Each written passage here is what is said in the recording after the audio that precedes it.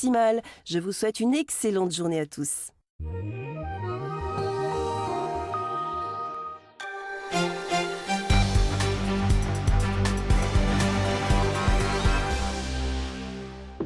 Bonjour à tous, bienvenue dans les Alpes, il est midi, voici les titres de votre journal. Des fleurs, des bougies et beaucoup d'émotions hier soir encore à la Tour du Pin en Isère. Près d'un millier de personnes se sont rassemblées en hommage aux victimes des attentats. Des attentats synonymes, vous le savez, de mesures exceptionnelles sur tout le territoire. Nous en parlerons dans ce journal avec notre invité Jean-Paul Trovero, maire de Fontaine en Isère.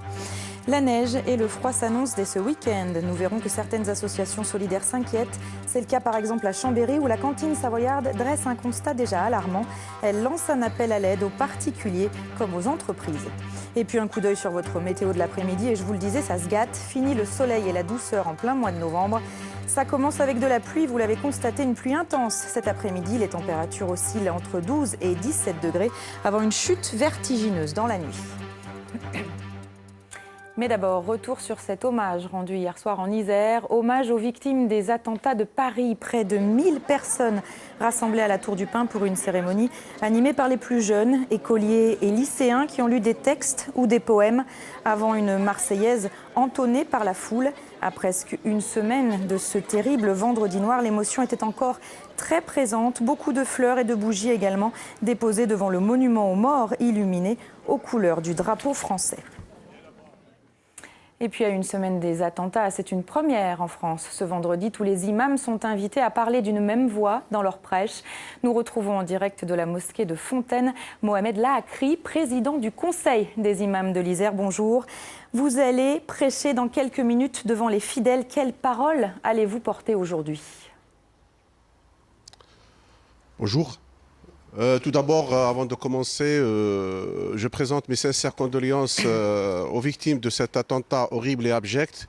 Et aussi, je souhaite un rapide et parfait rétablissement pour les blessés de cet attentat. Donc, on va évoquer aujourd'hui les principes fondamentaux de l'islam concernant la fraternité, concernant le vivre ensemble et concernant le message de cette religion. Pour la communauté, pour le vivre ensemble. Et aussi, je vais essayer de projeter la lumière sur certaines idées, certaines fausses idées qui sont véhiculées des fois au sein de certains de nos jeunes musulmans vivant en France. Est-ce qu'il est important aujourd'hui ce message, parce que ces attentats finalement nuisent à votre religion? Il faut faire la lumière sur ce qui s'est passé, sur ce que dit aussi l'islam. Bien sûr, bien évidemment. Hier, on a eu une longue discussion avec tous les imams. On s'est réunis jusqu'à peu près 21h. Là, on a parlé, évoqué les principales idées autour desquelles s'articule notre prêche. On va vraiment présenter, on va vraiment détailler les fondements de l'islam et aussi les valeurs de l'islam. Et on va évoquer certaines citations prophétiques, certaines citations aussi coraniques concernant les détails et les vraies explications à nos fidèles. C'est-à-dire que l'islam, il est loin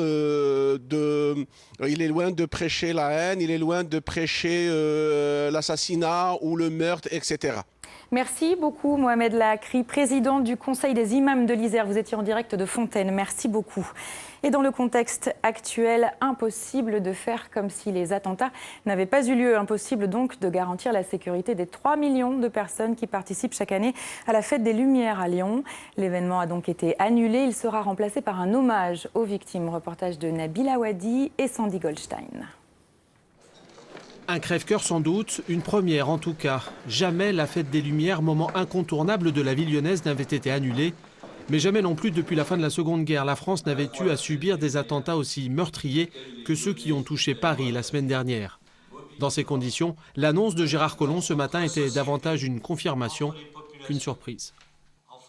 Nous avons donc décidé que la Fête des Lumières ne pouvait se dérouler sous sa forme festive habituelle, avec 3 millions de personnes dans les rues au cours de 4 soirs.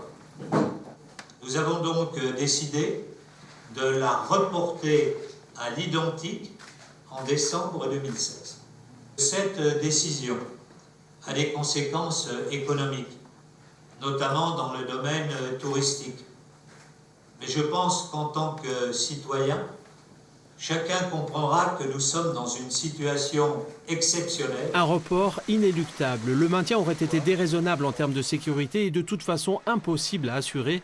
Les 300 policiers et 4 unités mobiles dépêchées à Lyon pour chaque fête des Lumières sont cette année attendus ailleurs. Dans le contexte actuel de notre pays, dans le contexte actuel de mobilisation des forces de l'ordre sur l'ensemble du territoire national, en particulier sur le territoire parisien et francilien, notamment dans le contexte de la conférence de Paris, il était hors d'atteinte de pouvoir penser que 4 soirs de suite, autant de moyens puissent être mobilisés sur le territoire lyonnais, je vous l'avais indiqué. La fête 2015 aura donc lieu en 2016. En attendant, les Lyonnais sont invités à renouer avec la tradition du 8 décembre, celle des lumignons au bord des fenêtres. Hommage cette année de toute une ville aux victimes des attentats. Voilà des mesures de précaution et de sécurité prises par la municipalité lyonnaise. En Isère, le préfet rassemble cet après-midi l'ensemble des maires des communes de son département. À ce titre, je reçois sur le plateau du Journal des Alpes Jean-Paul Trovero. Bonjour. Vous êtes maire de la commune de Fontaine en Isère. Qu'attendez-vous de cette réunion? Alors, tout d'abord, avant de pouvoir m'exprimer, je voudrais quand même présenter d'abord la compassion que j'ai, ainsi que le conseil municipal de Fontaine, pour les familles des victimes. Rappeler et saluer aussi avec toute notre reconnaissance l'ensemble des services publics qui sont intervenus sur le terrain, que ce soit les services de santé, les services de police ou autres. Et je ferai un lien tout à l'heure certainement avec la notion de service public. Et puis également la solidarité que j'exprime en tant que maire aux maires de Paris et de Saint-Denis.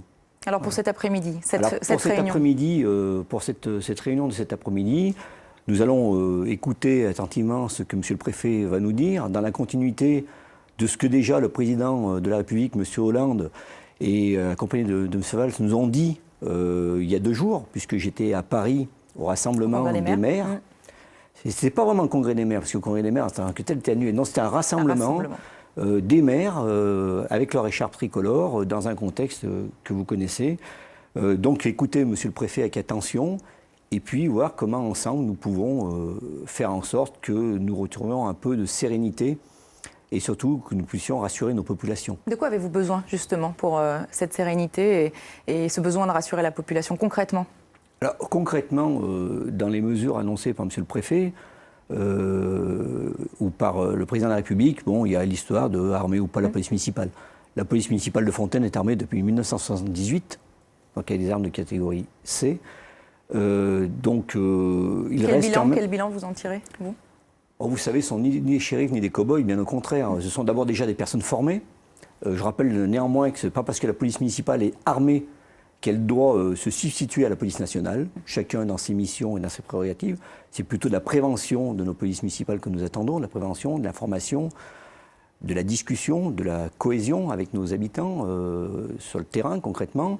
Et on n'attend pas de mission complémentaire, même dans un contexte contraint de surveillance du territoire et de nos installations. Vous attendez des effectifs, peut-être, supplémentaires?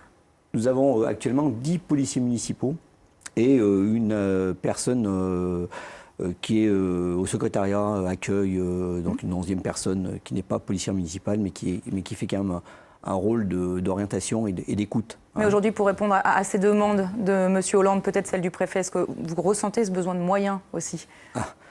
Nous ressentons le besoin de moyens, mais j'irai sur un autre terrain, si vous le permettez. Je vous ai parlé de services publics et ce n'est pas innocent. Depuis des années, nous réclamons des moyens supplémentaires et non pas la destruction des moyens existants dans nos villes, dans nos communes. Donc les moyens, j'aurais tendance à dire qu'il y a aussi les moyens que doit donner l'État dans un contexte certes d'austérité, mais là on est capable, et le président de la République est capable de dire je n'écouterai pas les directives européennes et j'irai au-delà pour trouver des armes, armer la police, les effectifs. Mais il faut qu'il nous redonne les moyens aux communes, il redonne les moyens de la cohésion sociale, des moyens d'intervention dans les quartiers, des moyens d'avoir ne serait-ce que de la proximité. Plus de présence. Voilà, plus de moyens aux communes et non pas nous enlever des moyens. Merci. Il y a une véritable question de fond Merci beaucoup d'avoir accepté de venir sur notre plateau, Monsieur Trouvereau. Merci beaucoup. Voilà ce qu'on pouvait dire ce midi sur les suites des attentats de Paris. Dans l'actualité, il y a aussi en Isère la mise en examen hier pour homicide volontaire d'un jeune homme de 22 ans, et cela dans le cadre de l'enquête du meurtre perpétré à Gières en octobre dernier. Plus d'informations, vous le voyez sur notre site internet alpes.france3.fr. Et puis, vous l'avez compris, la neige et le froid s'annoncent dès ce week-end et certaines associations solidaires s'inquiètent. C'est le cas, par exemple, à Chambéry, où la cantine savoyarde dresse un constat déjà alarmant. Reportage de Denis Vigneaud-Duguet et Jean-Pierre Rivet, regardez. Alors, on a un potage au potimarron, un risotto aux petits légumes et aux crevettes, et en viande, pour tout le monde, c'est du bœuf à la persillade. La cantine savoyarde, c'est une association forte de 380 adhérents, 130 bénévoles et 9 salariés. Son point fort, depuis sa création en 1983, elle fournit des repas 365 jours par an. Mais aujourd'hui, elle est confrontée d'une part à des difficultés financières dues à un mouvement occasionnel de personnel et surtout à 19% d'augmentation du nombre de repas servis, d'où cet appel. L'appel, il est lancé à tout le monde. Il est lancé bien sûr à des particuliers pour qu'ils puissent nous aider à adhérer à l'association. C'est 16 € la cotisation. Faire un don en complément, pourquoi pas. Et puis, pourquoi pas, du bénévolat à discuter, mais bien sûr, du bénévolat là où on en a besoin. Il faut plus de lien social en France. Nous sommes un endroit où nous accueillons tout le monde, où les gens se côtoient. Bien sûr, ce sont des gens qui sont dans le besoin globalement. Ils sont français ou étrangers, peu importe. Ils sont catholiques ou d'autres religions, peu importe. On essaye de les accueillir et de faire comprendre aux autres que la coexistence existe. En 2015, la cantine savoyarde aura servi 68 000 repas, soit près de 200 par jour. L'association compte beaucoup sur le soutien de tout un chacun, mais elle espère aussi fortement que les habitants de l'agglomération s'approprient cette structure solidaire. Faire marcher les souvenirs et la mémoire collective. Depuis quelques mois, les cinémathèques des Pays de Savoie et de l'Ain invitent les habitants à des projections de vieux films amateurs. En reconnaissant un visage ou une rue, ils aident ainsi à enrichir la connaissance de ce fond. Marion Feutry et Maxime Kemener se sont glissés dans le public un brin nostalgique. Vous allez voir, regardez. Le 1er mai, dans les années 50, la fête du travail à Annecy. Un événement, des rues et des visages immortalisés sur pellicule 8 mm. Et pour les spectateurs du jour, des souvenirs encore intacts. Il y avait un maréchal ferrant et une auto-école. On passait le permis le premier lundi de chaque mois avec un monsieur Redley. Et je l'ai eu du premier coup. Un exercice de mémoire collectif pour mieux comprendre ces films amateurs qui racontent la vie d'Annecy entre les années 30 et 70. Et on n'a absolument pas d'idée de date précise. On pense qu'on est une voiture, une enseigne, un détail peut mettre sur la voie. Et tout le monde apporte sa pierre à l'édifice, avec parfois une étonnante précision. Ah oui, le rameau, jour des rameaux. C'est le jour des rameaux. Puis là, le coiffeur. Chabrillon. Ouais, Chabrillon. Et ce que j'ai vu, c'est encore là, c'est gravé, il n'y a pas de souci. Hein. Pour l'instant encore. Après, on verra plus tard. Des films comme cela, la Cinémathèque en détient 8000. Réalisés par des cinéastes amateurs, ces trésors racontent l'histoire d'un territoire, à condition de pouvoir les documenter. Pour des fonds particulièrement riches qu'on souhaite valoriser davantage, ça nous apporte une information supplémentaire et puis aussi un nouveau regard. Et le cadre de l'atelier, ce moment de valorisation est aussi un bon moment de partage et fait partie en fait, du dispositif complètement. Et au fil des projections, la connaissance progresse, en même temps que le plaisir de voir et revoir ces images au charme suranné. On s'intéresse à cette vente aux enchères à présent côté suisse à Genève. Pas de gros diamants, mais d'anciennes plaques de rue, histoire de récolter de quoi restaurer les fontaines de la cité. Boulevard des Philosophes, rue Chantepoulet ou des Belles-Filles, quelques petites perles ont fait s'envoler les prix. Reportage d'Ingrid Pernet-Duparc et Christian Mathieu. 565 francs suisses pour la place du Bourg-de-Four. Qui dit mieux, l'élu n'en revient pas. Il a lui aussi porté la place aux nus. Ce carrefour touristique, ce drôle de lieu de passage au cœur de la vieille ville, avec ses airs de sud, sa fontaine et son ambiance, séduit visiblement les enchérisseurs. Au total, 103 plaques sont à vendre sur les 2000 que cache le service du génie civil de la ville. Voilà. Vous voyez, on a ici le passage des Alpes. la rue de Bourgogne, la rue de la Bourse. Au total, à peu près 800 rues pour un peu plus de 250 km. En 1980, elles ont toutes été enlevées en plusieurs années. Et puis aujourd'hui, le travail consiste à entretenir ces plaques, à les remplacer quand elles sont dégradées. Depuis plus de 30 ans, ces vieilles émaillées reposent en paix dans ces sous-sols. Aujourd'hui, ils ont trouvé la bonne idée pour récolter de l'argent afin de restaurer 60 fontaines de la ville détériorées. C'est donc pour la bonne cause que les Genevois s'arrachent leurs plaques. Vous savez que l'espace public est toujours très symbolique pour la population, pour les habitants d'une ville. Et certains lieux sont extrêmement... Il y a la rue des Belles-Filles, par exemple, ici. Vous voyez à quoi C'était une rue de prostitution, juste à côté. C'est des lieux extrêmement emblématiques de notre cité. Voilà, et maintenant, je vous emmène à la taconnerie. On va voir où ça se situe. 76 offres en moins de 24 heures pour cette place charmante qui flirte avec les 475 francs suisses. Mais taconnerie, en fait, c'est quoi exactement?